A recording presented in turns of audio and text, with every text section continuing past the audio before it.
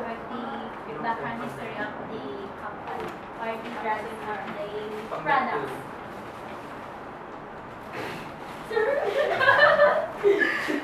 Siglas, minimize natin yung informality Minimize yung mga ganyan, ha? Okay. Sige, next is Miss Jenny Lynn. And then, Tamay. student din pa rin natin. I am assigned to work on document Ma'am, pagganap nga po kayo. Parang rubber lang kasi gawin. Sige, gawin ma'am. Gitara tayo. Sige po. Miss Jenny Lynn Tamayo. You're assigned po saan? sa presentation na. Presentation po. Okay. Next is Miss Alicia. I am Anisha Puso, working student from St. Scholastic. I am assigned to the presentation also. Okay. Mr. Windel. Windel. Miss Wendell Recano. I'm working in National Fintech Office. Third student. I'm assigned to Okay. Next is Miss Sarah. Sorry, Miss Sarah. Hi, I'm Sarah Arteria, a first year student taking out Partial Science Information Technology. Parang may miss ako. Melissa. Sorry, miss ko yung pangalan niyo. Miss Rodriguez, yes. The full name is Melissa Rubini and Rodriguez, 19 years old, presently working at SM Manila, Chowking Level 2 as a cashier. Ma'am, yung role po. Role. I enrolled ko presentation. Presentation. Okay. Then our leader, Mr. J.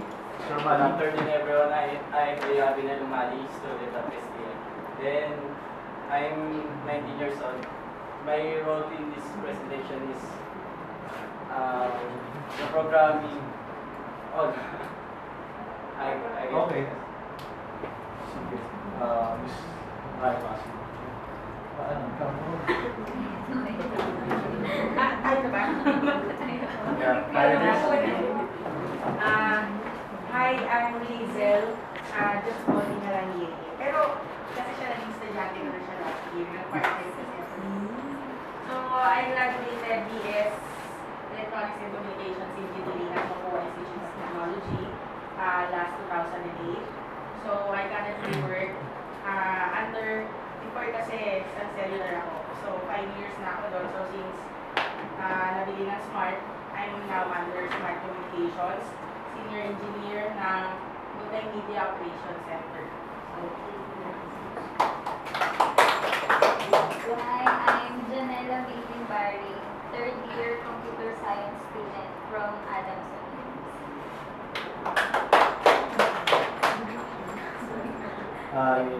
By the way, I'm Mr. Gus Vizcara.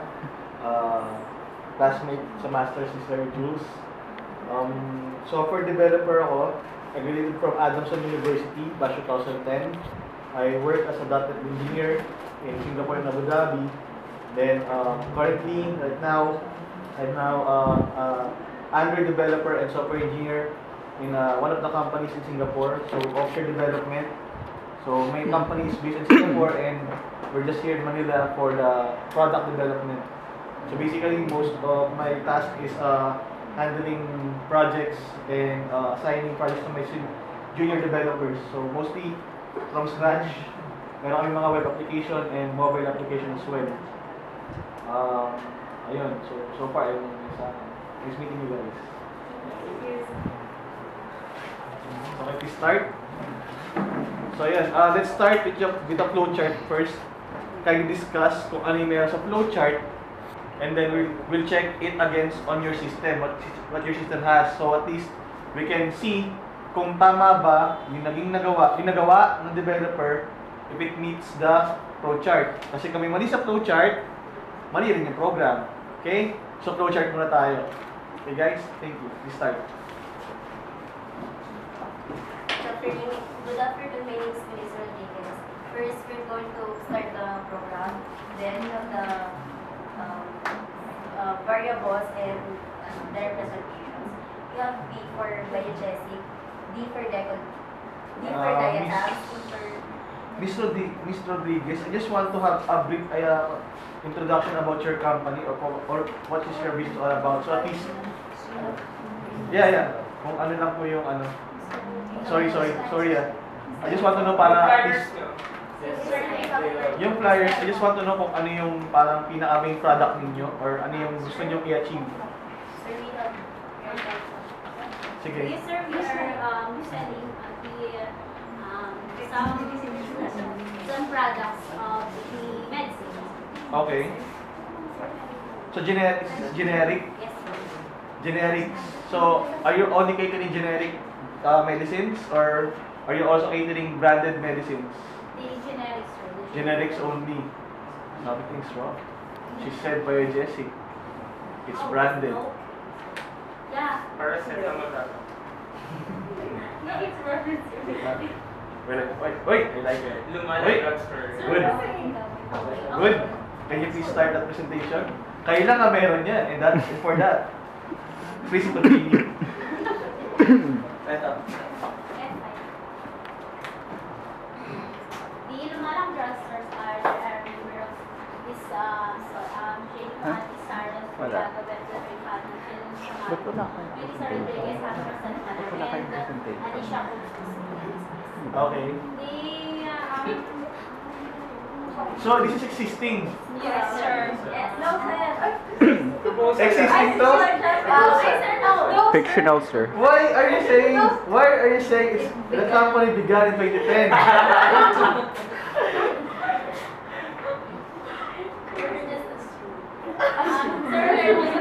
Okay. But next time, please, ma'am and sirs, if you're going to present something, at least if it's a conceptual, example, we are planning to start the company this year. Okay?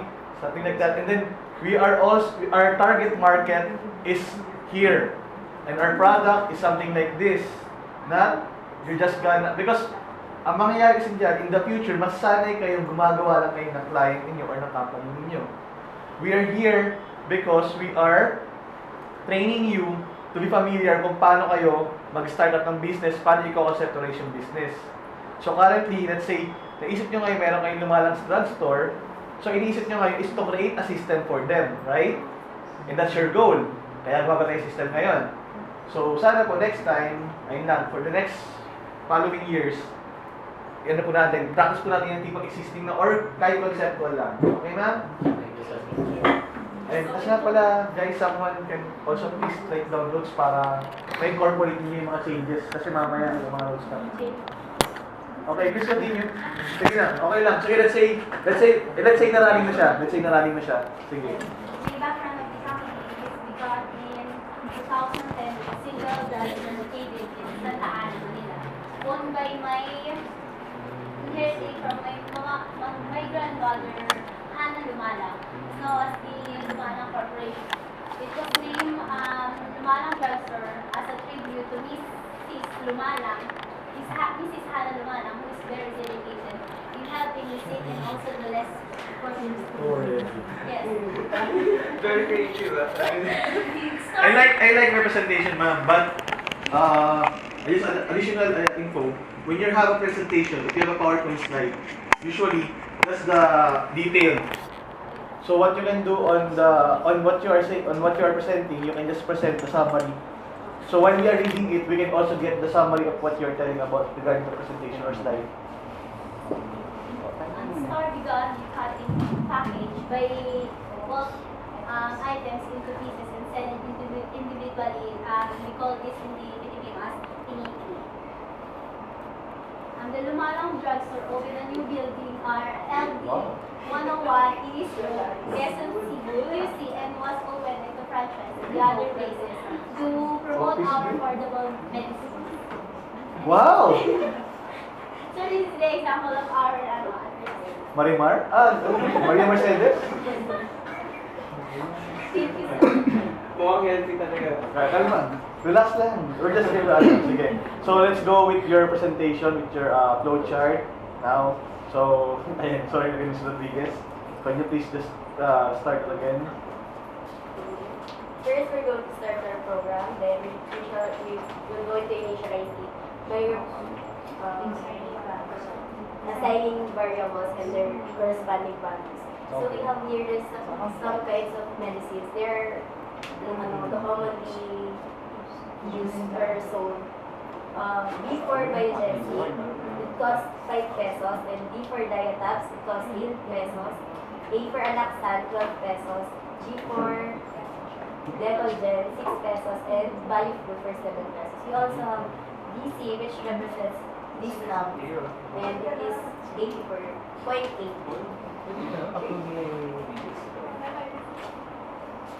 Next, we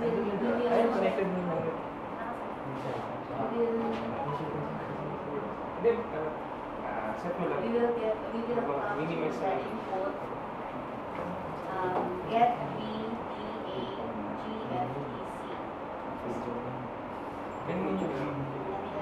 Ganun proper. Decision block. And we'll go to the decision block. So it undergoes to yes. It will, Okay. will the Dito naman muna. product Hindi ka nila. Product prices. Is that the DC? Yes, sir. That's the discount. Okay. If another goes to no, it will just stay the same thing. And if it's yes, just going to have a changes cost. And the process, the price will be displayed instead of discount. Okay. Okay. Okay. First, I just want to correct or just want to inform you guys that regarding the flowchart symbols, currently, this is what Sir Jules taught you, right? The start is the circle symbol. But on the industry, what we are using is that the common symbol that we are using for the start is the one on the yellow or second flowchart symbol. That will be the start, initialization or preparation. So that's the common practice. But since we are here in the academe, you're using that because it's based on the curriculum of the STI, right? So, but just additional info. Some next time when you're in the industry or you're practicing this one, make sure to use the proper symbols. So, sir, may I ask? Yep. If we're on in the industry, we end on the input-output block, right? Well, that one is correct, but usually it's stop or end. But when you have a preparation, the last symbol that you should see is the stop or the end, which is the circle one. So that's correct. But this one, it should be when on the industry part, should use the second symbol, the yellow one. Okay. So, upon checking your flow chart, yes, it's good. But my comment is that my first question is, those are the amount or the prices, right? The B equals to 5, D equals to 8. So you are not monitoring how many medicines they have because they already have an inventory, I assume. Okay. So if they already have an inventory, they have also the list of the prices for those items. Right? So those prices are what we call here in the IT, or it's constant values. When you say constant, it's unchanging. It cannot be changed. So just my question is that if, however, example, this year it's already 5 pesos. Is it by Jesse or not? Okay, I will just give it to you. What is that kind of medicine is that? But for as of now, it's 5 pesos. How about next year? Example, the Philippine Stock Exchange or Philippine Stock Market or the peso against the dollar increases. So it will be less than, right? Yes. 450 or 4 pesos.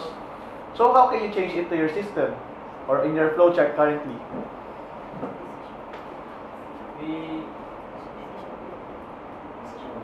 Because in your current system, in your current design, or in your flowchart, it's constant.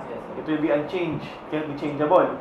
So what I suggest is that create a manual process or a sub-process, get the proper symbol for that, and then create a sub-process. The sub-process will be check the current price. So at least before the system can calculate or compute for the total amount, of the items being bought, at least you have the latest prices, right? Okay. So that's the first suggestion for the first part, for the second flowchart symbol. The third one, the orange one, get B, D, A, G, F, D, C. What do you mean by get? Get those values, or get the, what are the ordered medicines? Is that it? Someone. Misana. Sir, get the money. Get the value of how many items? Also, all the Prices. items. What items it corresponds. So you're getting all the prices from those. Okay, so okay. Let's say you get all the prices. Question is, how can you know where is the part that where the user will have to enter how many medicines she will have to order? Excuse sir, based on our On your design. Okay. We are only create a program that will show the list of the price of the medicines. Depending on how many items will be No, sold, it's or only the price. Okay. of the So you're just getting the price list. Am I Mas correct? ang requirement natin, dapat may quantity kung ano yung in-order ng client, di ba? Viewing lang yung price. Meron din po kami sir, for the, hindi po namin nalagay sa Manila. Can you show it to the PowerPoint or the presentation, the slides? May soft copy ba ng flowchart mo? Yeah. Can you show it? So okay. So currently, this flowchart shows only getting the prices, right? Right, sir. So what is your category for discounted? What are the categories? The, Okay, one by one. Someone? senior Ma'am. citizen, and then disabled. Okay, only one. Senior citizen. Next, from your group. So at least that time may group, that time may disabled, grades. sir. Hmm? Disabled. Disabled, PWD. Person with disability. Okay, second. Others?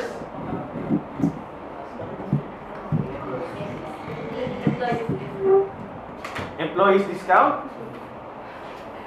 Well, it's a good feature, but okay, acceptable. Fee. Okay, how many? Okay, what other discount do you have? Sir, just on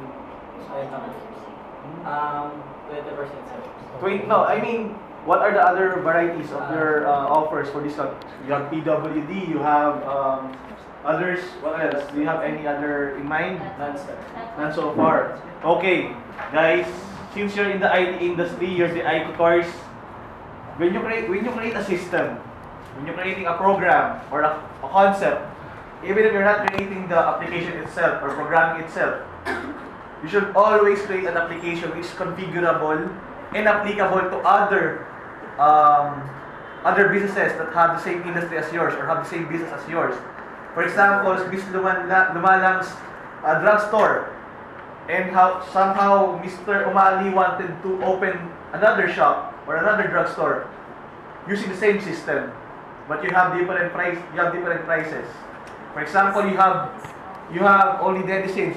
He has generic items, generic goods. How can you incorporate those items in your system? So when you conceptualize something, you have to think out of the box. Example, can I cater other items such as let's say medical supplies like bandage, other goods like when you go to Mercury Drug, right? It's not only medicine. They also sell other items, other stuffs, right? So when you create something, make sure that you can cater other services because it can be also applied to other businesses. So example, you have here drugstore. It can also be applied to a hardware because you're getting the prices, right? And the stock, something like that. So make it configurable, make it customizable. So not only